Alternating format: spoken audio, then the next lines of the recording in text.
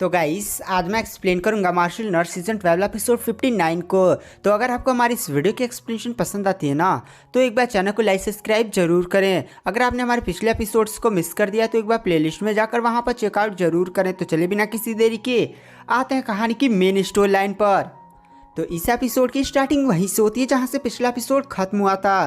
पिछले एपिसोड के एंड में हमने लिंगडोंग को देखा था जिसको आइडिया लग गया था कि भाई जो एंशिएंट डिवॉर्विंग महल है वो नॉर्थर्न साइड में प्रकट हो चुका है। और गाइस हमें उस एरिया का सीन दिखाया जाता है जहां पर ये महल प्रकट होने वाला है, यानी भक्षण मास्टर जिसे हम एंशिएंट डिवॉरिंग मास्टर बोलते हैं, उनकी जो विरासत है वो प्रकट हो चुकी है और वो एक महल में है।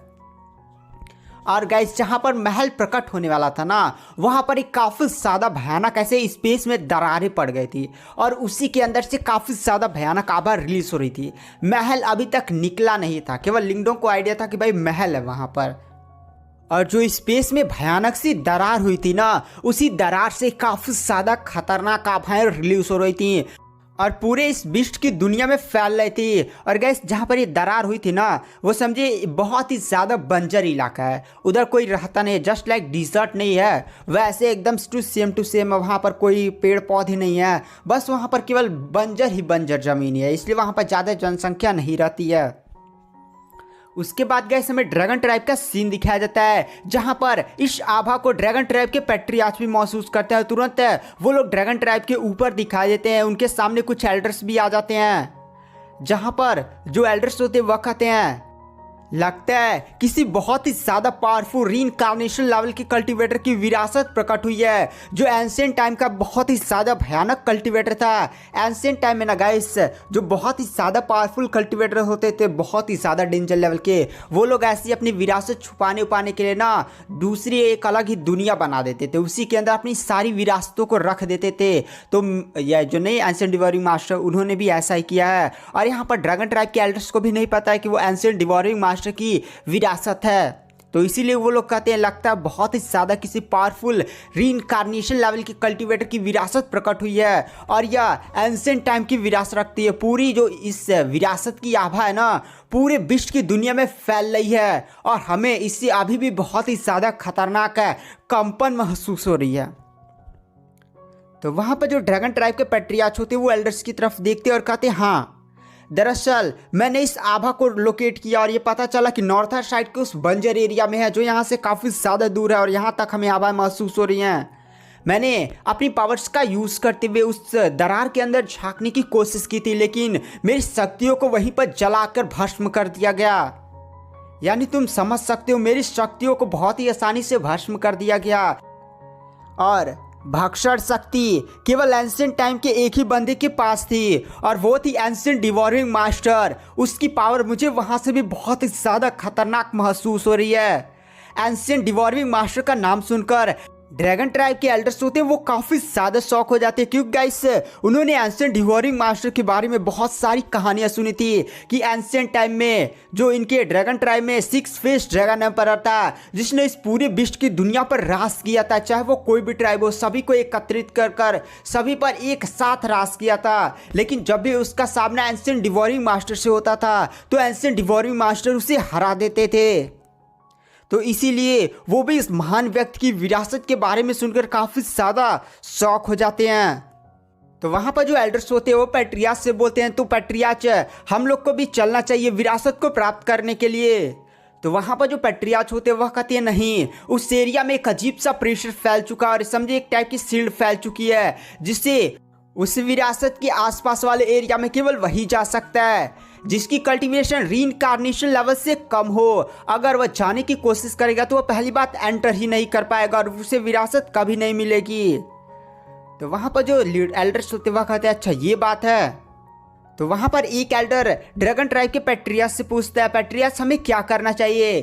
तो वहाँ पर जो पैट्रियार्च होते वह कहते हैं ल्यू किंग एकांत से बाहर आ चुका है और उसकी कल्टीवेशन पहले से ही वर्ल्ड स्टेज के पीक पर पहुँच चुकी है, तो उसको भी विरासत प्राप्त करने के लिए भेजो, शायद उसकी किस्मत चमक जाए।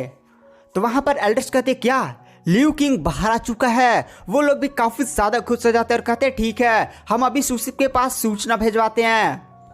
तभी वहाँ पर एक एल्डर बोलते हैं हमारे जो पनिशमेंट एल्डर लिंगडोंग है उनके पास भी एंशिएंट डिवॉर्विंग सिंबल है, यानी वो लिंगडोंग भी इस विरासत को प्राप्त करने के लिए आएंगे। तो वहाँ पर जो पैट्रियार्च होते वह कहते हैं तो इस बार काफ़ी ज़्यादा मजा आने वाला है, क्योंकि इस बार मैं भी देखना चाहता हूँ लियू किंग और लिंगडोंग के बीच में अगर फाइट होती है तो कौन जीतता है, क्योंकि लियू किंग भी गाइस ग्रीन ड्रैगन हेवनली मटलाइज टेक्निक सीखा हुआ है। दरअसल ग्रीन ड्रैगन किंग्सी नहीं है, उसने लियू किंग को ग्रीन ड्रैगन हेवनली मटलाइज टेक्निक को सिखाया है। इसलिए जो पैट्रियार्च होती वह कहते मैं भी देखना चाहता हूँ कि इस बार कौन ज़्यादा टैलेंटेड है।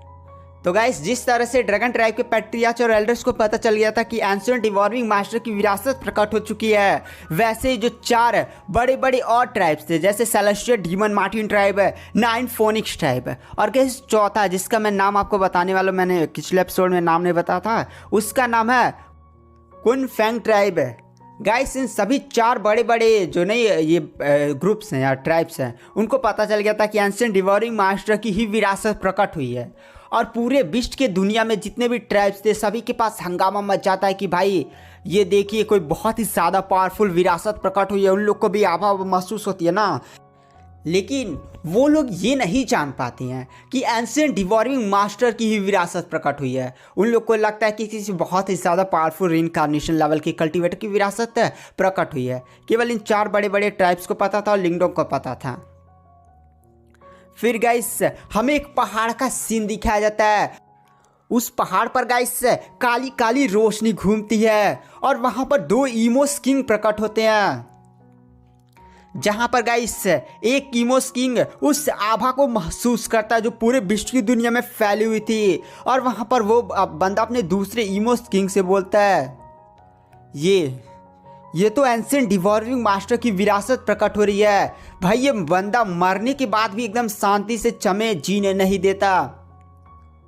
हमें किसी भी हालत में जो भी इस विरासत को बंदा प्राप्त करेगा उसे मारना होगा, क्योंकि अगर वह बंदा फिर से एंशिएंट डिवॉर्विंग मास्टर की विरासत को प्राप्त कर लेता है और थोड़ा सा उसे समय मिल जाता है तो पक्का वह नया एंशिएंट डिवॉर्विंग मास्टर बन जाएगा। और हमने एंशिएंट टाइम में एंशिएंट डिवॉर्विंग मास्टर को मारने के लिए भाई क्या क्या किया था। अगर फिर से कोई एंशिएंट डिवॉर्विंग मास्टर लाइक बंदा प्रकट हो गया तो हमारे प्लान को एग्जीक्यूट करने में फिर से काफ़ी ज़्यादा बड़ी मुसीबतों का सामना करना पड़ेगा, और हमें उस एरिया में चलना चाहिए। जो भी एंशिएंट डिवॉर्विंग मास्टर की विरासत को प्राप्त करेगा हम उसे वहीं पर ख़त्म कर देंगे। वहाँ पर दोनों ईमोस किंग में दोनों हमें सिर रहा, और फिर गैस वहाँ से वो लोग गायब हो जाते हैं हंसते हुए। उसके बाद गैस हमें फोर्ट टाइटन पैलेस का सीन दिखाया जाता है, जहाँ पर जो लिंगडोंग होता है वह इस समय अपनी आर्मी के सामने खड़ा, क्योंकि गैस लिंगडोंग को कुछ अच्छे खासे बंदे अपने साथ ले जाने हैं, क्योंकि गैस वहाँ पर काफ़ी ज़्यादा बड़े बड़े लोग आएंगे। देख रहे हैं 4 बड़ी बड़ी ट्राइब्स आ रही हैं, और भी ऐसे छोटे मोटे किंग लेवल की बहुत सारे लोग आएंगे जिनसे निपटने के लिए लिंगडोंग को भी पावर्स की ज़रूरत पड़ेगी। इसलिए वहाँ पर जो लिंगडोंग होता है वो अपने साथ है पावरफुल कल्टिवेटर्स को ले जाने वाला था। जो लिंगडोंग होता है वह घोस्ट कमांडर से बोलता है। लिंगडोंग के पास अभी टोटल 5 वर्ल्ड स्टेज के कल्टिवेटर थे। एक लिंगडोंग था तो वो युआन वाला नहीं था, वो तो मेंटल वाला था ना, मेंटल पावर वाला। तो वहाँ पर जो लिंगडोंग होता है वह घोस्ट कमांडर से बोलता है, घोस्ट कमांडर आप यहीं पर रुकेंगे और पूरे इस फोर्ट टाइटन पैलेस की रक्षा करेंगे। ये नहीं ना गाइस, पूरे फोर्ट टाइटन पैलेस की सारी आर्मी और सारी पावरफुल कल्टिवेटर्स को लिंगडोंग लेकर चला गया, और पता चला इधर हमला हो गया, इधर कोई है ही नहीं, तो फिर से वो लोग इस एरिया को भी हार जाएँ। इसलिए जो लिंगडोंग होता है वो घोस्ट कमांडर को यहीं पर रख देता है और अपनी बहुत सारी आर्मीज़ को भी यहीं पर रख देता है, क्योंकि इससे वो बहुत ही ज़्यादा बड़ा युद्ध होगा। छोटे मोटे लोगों को ले जाकर उनको मरवाना ये कोई अच्छी बात नहीं है। इसलिए जो लिंगडोंग होता है वो अपने साथ मिस्टर डाउ, tiger 7, heavenly dragon demon commander, दोनों छावी ब्रदर्स और वो गोल्डन एप डीमन कमांडर, मतलब लिंगडोंग लमसम 6 लोग जा रहे थे बढ़िया से कहा जाए तो। फिर गाइस वहाँ पर जो लिंगडोंग होता है वो सीधे अपने बंदों के साथ नॉर्थर्न के उस डिजर्ट एयर वाले एरिया में निकल जाता है, जहाँ पर एंशिएंट डिवॉर्विंग मास्टर की विरासत प्रकट होने वाली है। गाइस यह जो एरिया था ना डिजर्ट वाला, थोड़ा सा काफ़ी ज़्यादा दूर था, तो लिंगडोंग को लग जाते हैं 7-8 दिन लगातार उड़ते उड़ते पहुँचता है। अभी तक मतलब ऐसे दरारें ही बनी थी, नहीं महल आ गया तो लो भाई विरासत ले लो, तो ऐसा कुछ नहीं हुआ था अभी। और गाइस जब लिंगडोंग उस डिजर्ट वाले एरिया में जा रहा था जहाँ पर विरासत प्रकट होने वाली है, तो वो रास्ते में बहुत सारे ग्रुप्स को देखता है। जैसे मेला के लिए नहीं आप जाते तो बहुत सारे लोग रास्ते में दिखते हैं, वैसे एकदम भीड़ लगी हुई थी। मतलब इतने सारे ग्रुप से आ रहे थे कि लिंगडोंग भाई उनका नाम ही नहीं जानता था कितने लोग का, तो और कितने लोग तो पहचानता भी नहीं था। और यहाँ पर जो छोटी मोटी लोग थे, जैसे बहुत ही ज़्यादा कम लोग को पता था कि एंशिएंट डिवोरिंग मास्टर की विरासत प्रकट हो रही है। अगर पूरे विश्व और रीजन में फैल जाता कि भाई एंशिएंट डिवोरिंग मास्टर की विरासत प्रकट होने वाली है ना, तो यहाँ पर जो लोग चाह रहे हैं ना वो अपना घर बार पूरा मतलब शक्ति को उठा ले जाते, भाई हमें किसी भी हालत में उस विरासत को प्राप्त करने, क्योंकि उस विरासत का मतलब था बहुत ही ज़्यादा एक स्ट्रॉन्ग कल्टिवेटर बन जाएंगे। फिर गाइस जो लिंगडोंग होता है वो उस एरिया में पहुंच जाता है जहां पर वो दलार दिखाई देती, और फिर जो लिंगडोंग होता है वो पहाड़ पर उतरता था। मतलब पूरा वो एरिया बंजर था लेकिन पहाड़ वाड़ थे सारा, जैसे नहीं होता है एकदम सब कुछ था नहीं, पेड़ पौधे तो कहीं थे नहीं, ही नहीं पेड़ था, आराम से वहाँ पर बैठा बैठा ऐसा कुछ नहीं था, केवल बंजर ही बंजर था, पहाड़ वाड़ ऐसे। तो वहाँ पर जो लिंगडोंग होता है वो एक पहाड़ पर अपनी बंदूक के साथ उतरता है। तभी गाइस वहाँ पर लिंगडोंग आसपास देखता है बहुत सारे बंदे ऐसे इधर उधर छटके फटके थे, अपने अपने ग्रुप के साथ खड़े थे। तभी वो आसमान में 9 कलर की रोशनी फैल जाती है और वहाँ पर 8 बंदे काफ़ी ज़्यादा स्पीड के साथ है एक एरिया में प्रकट होते हैं और आसपास काफ़ी ज़्यादा खतरनाक रोशनी फैलती है। तो वहाँ पर जो लिंगडोंग होता है वह कहता है अच्छा ये 9 फोनिक्स ट्राइब के लोग हैं। और गाइस हमें 9 फोनिक्स ट्राइब के उन 8 बंदों को दिखाया जाता है जिनमें से जो उनका लीडर होता है उसके सफ़ेद सफ़ेद बाल होते हैं और काफ़ी ज़्यादा हैंडसम होता है। लेकिन गाइस ये एक एल्डर होता है, इसकी कल्टीवेशन ना वर्ल्ड स्टेज के पीक पर होती है, जिसकी वजह से ना ये एकदम जवान दिख रहा होता है। तो वहाँ पर जो लिंगडोंग होता है वह कहता है किसी को पता है भाई आखिर वो है कौन? तो जो छोई ब्रदर्स होते हैं वो कहते हैं हाँ वो है 9 फोनिक्स ट्राइब का फर्स्ट एल्डर मूडी। तो वहाँ पर जो लिंगडोंग होता है वह कहता है भाई कहीं ऐसा तो नहीं है तुमने 9 फोनिक्स ट्राइब के फर्स्ट एल्डर के साथ दुश्मनी कर ली है? तो वो दोनों ही अपना सर हिलाते हैं, क्योंकि गाइस फर्स्ट एल्डर सभी एल्डर का बॉस होता है। जैसे नहीं आपने सेलेस्टियल डीमन मार्टिन ट्राइब में फर्स्ट एल्डर झूली को देखा था, वो सभी एल्डर्स के बॉस थे। उसी तरह 9 फोनिक्स ट्राइब के जो फर्स्ट एल्डर है उनका नाम है मूडी, और इन दोनों झाव ब्रदर्स ने, आपको याद है ना ये दोनों वर्ल्ड स्टेज कल्टिवेटर, उन्होंने उन्हीं से पंगा ले लिया। तो चलिए ना आज की वीडियो की एक्सप्लेनेशन को यहाँ पर एंड कर देते हैं। नेक्स्ट एपिसोड में जल्दी अपने चैनल पर अपलोड कर दूंगा। Thank you, bye bye.